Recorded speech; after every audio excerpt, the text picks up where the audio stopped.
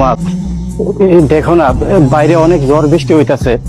এই রান্নাঘরের চতুর্দিকটা বৃষ্টি পড়তেছে, আমি ভিজে গেছি। আমার খুব ঠান্ডা লাগতেছে। তোমার কাছে কি একটা পাতলা খেতে হইব? দিমু তো। আমি তো আপনার লাইগা একটা খাতা ম্যানেজ করে সুন্দর করে প্যাকেট করে রেখা দিছি যে আপনি আইবেন মাঝরাত্রে, আর আপনার হাতে আমি তুইলা দিমু। কিচ্ছু পাইবেন না আপনি ঘর থেকে, আপনি জানাও না এই জায়গা থেকে, আমার ঘুমাইতে দেন।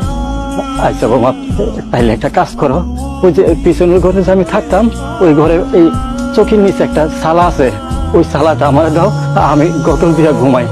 তা আপনার কি কথা কানে ঢুকে না? হ্যাঁ, আমি কি আপনার পোলারে ডাকবো নাকি ঘরে ঝাড়ু আনবো? ঝাড়ু আইনা আপনার পিড়াইতে পিড়াইতে বাড়ি থেকে বাই করবো কোনটা?